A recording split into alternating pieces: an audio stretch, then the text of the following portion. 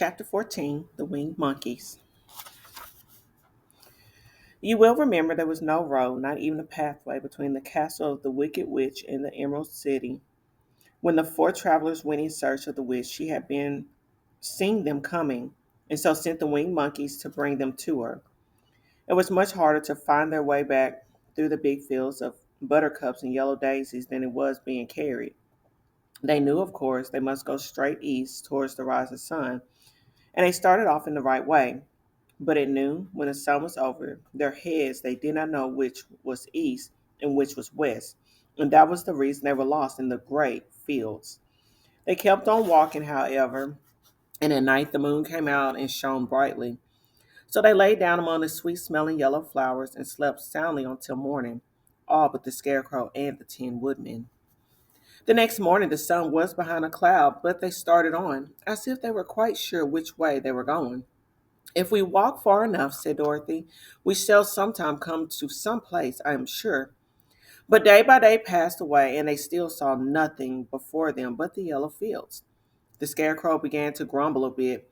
We have surely lost our way, he said, and unless we find it again in time to reach the Emerald City, I shall never get my brains. Nor I my heart, declared the Tin Woodman. It seems to me I can scarcely wait till I get to Oz, and you must admit this is a very long journey. You see, said the Cowardly Lion with a whimper, I haven't the courage to keep tramping forever without getting anywhere at all. Then Dorothy lost heart. She sat down on the grass and looked at her companions, and they sat down and looked at her. And Toto found for the first time in his life he was too tired to chase a butterfly that flew past his head. So he put out his tongue and panted and looked at Dorothy as if to ask what they should do next. Suppose we call the field mice, she suggested. They could probably tell us the way to the Emerald City. To be sure they could, cried the Scarecrow. Why didn't we think of that before? Dorothy blew the little whistle she had always carried about her neck since the Queen of the Mice had given it to her. In a few minutes they heard the pattering of tiny feet, and many of the small gray mice came running up to her. Among them was the Queen herself, who asked in her squeaky little voice, What can I do for my friends? We have lost our way, said Dorothy. Can you tell us where the Emerald City is? Certainly, answered the Queen, but it is a great way off, for you have had it at your backs all this time. Then she noticed Dorothy's golden cap and said, Why don't you use the charm of the cap and call the winged monkeys to you? They will carry you to the city of Oz in less than an hour. I didn't know there was a charm, answered Dorothy in surprise. What is it? It is written inside the golden cap, replied the Queen of the Mice. But if you are going to call the winged monkeys, we must run away, for they are full of mischief and think it great fun to plague us. Won't they hurt me? Asked the girl anxiously. Oh no, they must obey the wearer of the cap. Goodbye. And she scampered out of sight with all the mice hurrying after her. Dorothy looked inside the golden cap and saw some words written upon the lining.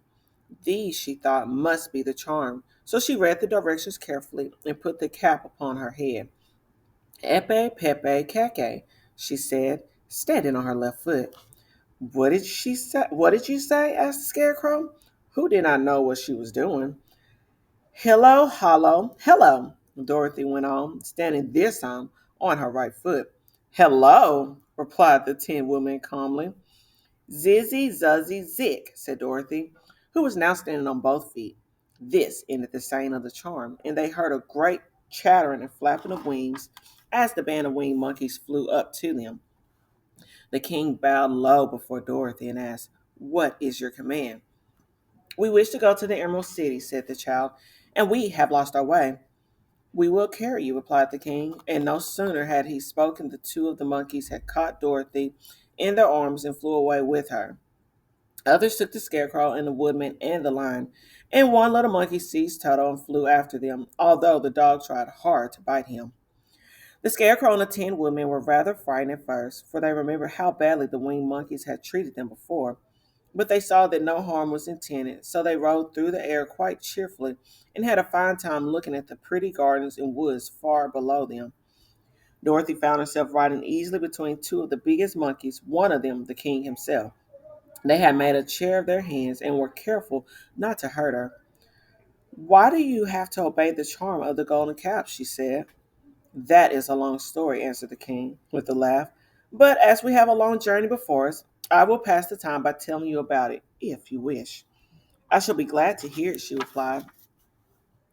Once, began the leader, we were a free people living happily in the great forest, flying from tree to tree, eating nuts and fruit, and doing just as we pleased without calling anybody master.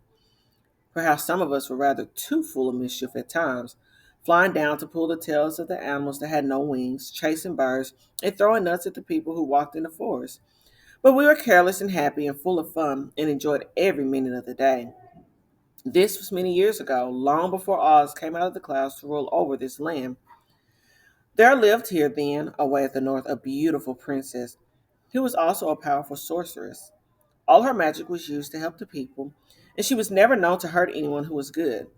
Her name was Gayelette, and she lived in a handsome palace built from great blocks of ruby. Everyone loved her, but her greatest sorrow was that she could find no one to love in return, since all the men were much too stupid and ugly to mate with one so beautiful and wise. At last, however, she found a boy who was handsome and manly and wise beyond his years. Gayelette made up her mind that when he grew to be a man, she would make him her husband. So she took him to her ruby palace and used all her magic powers to make him as strong and good and lovely as any woman could wish. When he grew to manhood, Quilala, as he was called, was said to be the best and wisest man in all the land, while his manly beauty was so great that Gayelette loved him dearly and hastened to make everything ready for the wedding. My grandfather was at that time the king of the winged monkeys, which lived in the forest near Gayelette's palace, and the old fellow loved a joke better than a good dinner. One day, just before the wedding, my grandfather was flying out with his band when he saw Quilala walking beside the river.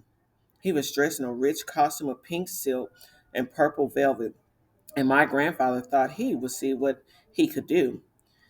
At his word, the band flew down and seized Quilala, carried him in their arms until they were over the middle of the river, and then dropped him in the water. Swim out, my fine fellow, cried my grandfather, and see if the water has spotted your clothes. Quilala was much too wise not to swim, and was not in the least spoiled by all his good fortune. He laughed when he came to the top of the water and swam in to shore. But when Gayelette came running out to him, she found his silks and velvet all ruined by the river. The princess was angry, and she knew, of course, who did it. She had all the winged monkeys brought before her, and she said at first that their wings should be tied and they should be treated as they had treated Quilala and dropped in the river. But my grandfather pleaded hard, for he knew the monkeys would drown in the river with their wings tied. And Quilala said a kind word for them also, so that Gayelette finally spared them on condition that the winged monkeys should ever after do 3 times the bidding of the owner of the golden cap. This cap had been made for a wedding present to Quilala, and it is said to have cost the princess half of her kingdom. Of course, my grandfather and all the other monkeys at once agreed to the condition, and that is how it happens, and that we are 3 times the slaves of the owner of the golden cap, whomsoever he may be. And what became of them? Asked Dorothy, who had been greatly interested in the story. Kalala being the first owner of the golden cap, replied the monkey. He was the first to lay his wishes upon us. As his bride could not bear the sight of us, he called us all to him in the forest after he had married her, and ordered us always to keep where she could never again set eyes on a winged monkey, which we were glad to do, for we were all afraid of her. This was all we ever had to do until the golden cap fell into the hands of the wicked witch of the west, who made us enslave the Winkies, and afterward drive Oz himself out of the land of the west. Now the golden cap is yours, and 3 times you have the right to lay your wishes upon us. As the Monkey King finished his story, Dorothy looked down and saw the green, shining walls of the Emerald City before them. She wondered at the rapid flight of the monkeys, but was glad the journey was over. The strange creatures set the travelers down carefully before the gate of the city. The king bowed low to Dorothy and then flew swiftly away, followed by all his band. That was a good ride, said the little girl. Yes, and a quick way out of our troubles, replied the lion. How lucky it was that you brought away that wonderful cap.